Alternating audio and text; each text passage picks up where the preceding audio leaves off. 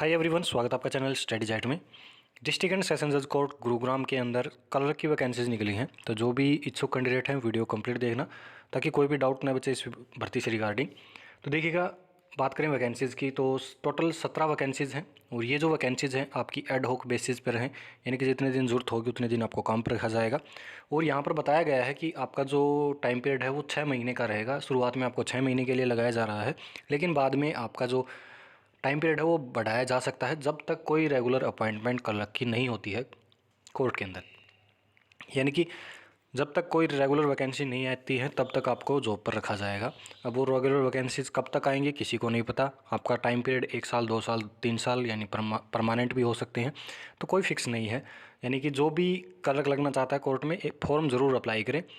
ऐसे नहीं कि ये तो थोड़े दिन के लिए वो भर्ती है, कोई ज़रूरी नहीं है आपको थोड़े दिन के लिए, आपको परमानेंट भी कर सकते हैं, तो फॉर्म ज़रूर अप्लाई करें। टोटल 17 वैकेंसीज़ हैं। और क्वालिफ़िकेशन की बात करें तो आप ग्रेजुएट होने चाहिए, कोई भी ग्रेजुएशन है आपके पास तो आप एलिजिबल हैं। चाहे आपके पास बीए है, बीएससी है, बीकॉम, बीसीए कुछ भी है तो आप एलिजिबल हैं। और साथ ही साथ आपकी 10th में हिंदी होनी चाहिए तो ही आप अप्लाई कर पाएंगे। फिर देखिएगा, आपका सिलेक्शन प्रोसेस बताया गया है इसमें कि जो आपका सिलेक्शन प्रोसेस है वो आपका रिटन एग्ज़ाम कंडक्ट करवाया जाएगा। देख लीजिएगा, यहाँ पर सारे जो एक रेगुलर वैकेंसी के लिए तरीके होते हैं, किस प्रकार से सिलेक्शन प्रोसेस है वो सारे अपनाए जा रहे हैं। आपको आगे रेगुलर होने के चांसेस पूरे पूरे हैं, तो ज़रूर अप्लाई कर दे फॉर्म। और आगे देखिएगा, इसमें सब्जेक्ट कौन कौन से आएंगे। सबसे पहले इंग्लिश आएगी 50 नंबर की और आपको 33% मार्क्स लेने ज़रूरी होंगे उसमें। फिर आती है जीके, आपकी 50 नंबर की आएगी, उसमें भी 33% मार्क्स लेने ज़रूरी होंगे। यानी कि 33% से कम आएंगे तो आप आगे भर्ती में एलिजिबल ही नहीं होंगे। चाहे सीट खाली छोड़नी पड़े, सीट खाली रहेंगी, आपको 33% मार्क्स आने ज़रूरी हैं।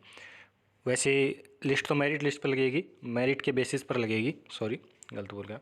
तो मेरिट के बेसिस पर ही लगेगी कि यानी जिसके ज़्यादा नंबर होंगे वही सिलेक्शन लेगा, लेकिन 33% तो कम से कम आपके आने ही चाहिए। फिर देखिएगा, और आगे बताया गया है कि आपके 40% मार्क्स तो रिटन एग्ज़ाम में होने ही चाहिए, तभी आपको सिलेक्शन के लिए एलिजिबल माना जाएगा। यानी कि 100 नंबर का पेपर होगा तो 40 प्लस आपके नंबर होने चाहिए, तभी एलिजिबल होगे। और साथ ही साथ आपका कंप्यूटर प्रोफिशिएंसी टेस्ट भी क्वालिफाई होना चाहिए, जो कंडक्ट करवाएगा आगे सिलेक्शन प्रोसेस के टाइम, तो वो आपका क्वालिफाई होना चाहिए। उसके कोई मार्क्स नहीं बताए हैं यहाँ पर।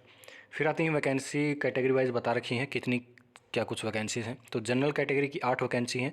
फिर जनरल कैटेगरी की पीडब्ल्यूडी कैंडिडेट की 1 वैकेंसी है। एक्स सर्विसमैन की 2 वैकेंसीज़ हैं जनरल में। एससी कैटेगरी की 3 वैकेंसीज़ हैं। बैकवर्ड बीसीए की 2 और बीसीबी की 1 वैकेंसी है। फिर एज लिमिट की बात करें तो 18 से 42 साल के कैंडिडेट इसके लिए एलिजिबल हैं। 1/1/2023 को आप 18 से कम के या 42 साल से ज़्यादा के नहीं होने चाहिए। और रिलैक्सेशन जो होगा वो कैटेगरी वाइज जिस प्रकार से दिया जाता है हरियाणा सरकार में, तो उसी प्रकार से रहेगा। फिर देखिए, लास्ट डेट बताई गई है यहाँ पर। लास्ट डेट आपकी 22 दिसंबर रहेगी शाम 5 बजे तक। जो आपका फॉर्म है ऑफलाइन फॉर्म भरना है आपको, और जो फॉर्म है आपको एड्रेस देख लीजिएगा, डिस्ट्रिक्ट एंड सेशन जज district court near Rajiv Chowk Gurugram. इस एड्रेस पर आपको जो फॉर्म है वो भेजना है। 22 दिसंबर लास्ट डेट है। फॉर्म किस प्रकार भरना है आगे बताने वाला हूँ वीडियो में, तो वीडियो देखते रहिएगा। और टेलीग्राम पर आपको फॉर्म मिल जाएगा। फिर आगे देखिएगा, date and place of test. तो यहाँ पर बताया गया है कि ऑफिशियल वेबसाइट districtecourt.gov, यहाँ पर जो इन्फॉर्मेशन है टेस्ट के रिगार्डिंग वो अपलोड कर दी जाएगी, तो साइट के टच में रहें। आगे इसमें डॉक्यूमेंट्स बताए गए हैं कि कौन से किस प्रकार से डॉक्यूमेंट्स लगाने हैं आपको। तो देखिएगा कि जो भी डॉक्यूमेंट्स आपको कैटेगरी की हो जाएगी, परमानेंट एड्रेस जो भी फिल कोरस्पॉन्डिंग एड्रेस जो भी होंगे, along attested copies of relevant certificate beside the self addressed duly fixed post. यानी कि जो भी कोई भी पोस्ट करने के लिए, यानी कि डाक के थ्रू जो भेजते हैं, तो सारे जो भी तरीके से भेजा जाता है, जो स्टैंप होती है वो भी लगानी है, सारे सब कुछ करना है आपको। रजिस्टर पोस्ट भेजनी है आपको। बाई हैंड भी आप जाके जमा करवा सकते हैं या फिर बाई पोस्ट आप जमा करवा सकते हैं। सारे डॉक्यूमेंट्स हैं उनकी फ़ोटोकॉपी ज़रूर लगा देना। जैसे कि आपकी आधार कार्ड होगा, फैमिली आईडी हो जाएगी, 2 तो डॉक्यूमेंट हो गए। फिर 10th की सर्टिफिकेट, ग्रेजुएशन की सर्टिफिकेट और हरियाणा की डोमिसाइल कास्ट सर्टिफिकेट, तो ये डॉक्यूमेंट ज़रूर लगा दें। और सारे सेल्फ अटेस्टेड आपको करने हैं।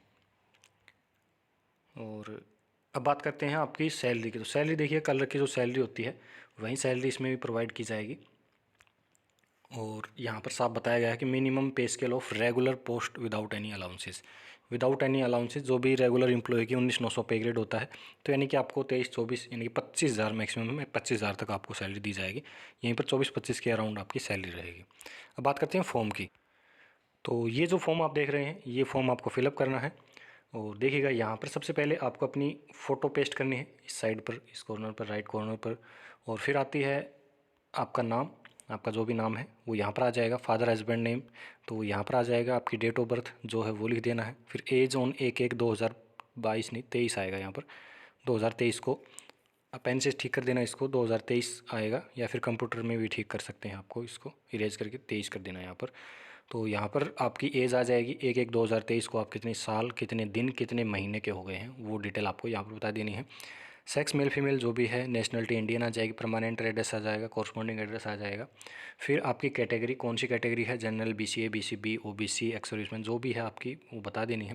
एकेडमिक क्वालिफिकेशन कितने पढ़े लिखे हैं आप, तो ग्रेजुएट कम से कम होने ही चाहिए आप, तो ही एलिजिबल होंगे। तो ग्रेजुएट आ जाएगी आपकी। 10th में कितने, 10th की डिटेल आएगी। फिर 10th में कौन सी बोर्ड से की है आपने वो आ जाएगी। फिर ईयर ऑफ पासिंग कौन से साल आपने 10th की थी।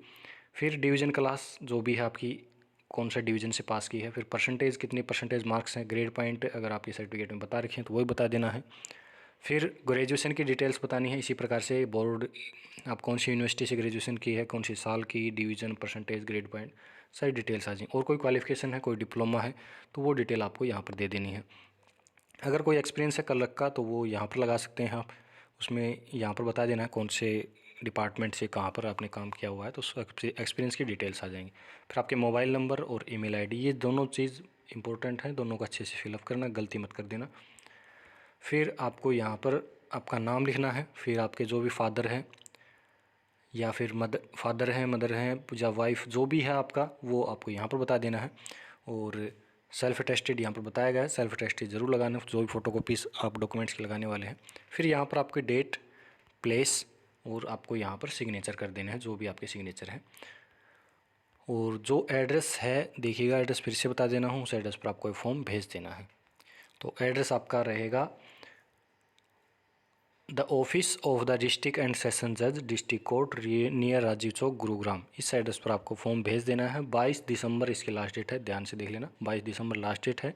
शाम 5 बजे तक आप खुद से या बाई डाक आप भेज सकते हैं। खुद से भेजना है तो वहीं डाक वाला प्रोसेस रहेगा। सारे एक्स्ट्रा लिफाफा भी डालते हैं शायद इस इसमें, तो वो भी डालना है। और जो लिफाफा आप तैयार करें उसके बाहर ज़रूर लिख देना application for the post of clerk in district session जज कोर्ट गुरुग्राम, ये चीज़ ज़रूर लिख देना बाहर। और स्टैम्प लगवा के जो एड्रेस है इस पर भेज देना। 22 दिसंबर लास्ट डेट है। तो ये थी कंप्लीट जानकारी। उम्मीद करता हूँ कोई भी डाउट नहीं बचा होगा।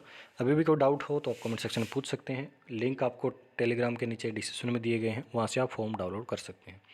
तो मिलते हैं नेक्स्ट इसी प्रकार के अपडेट में। धन्यवाद।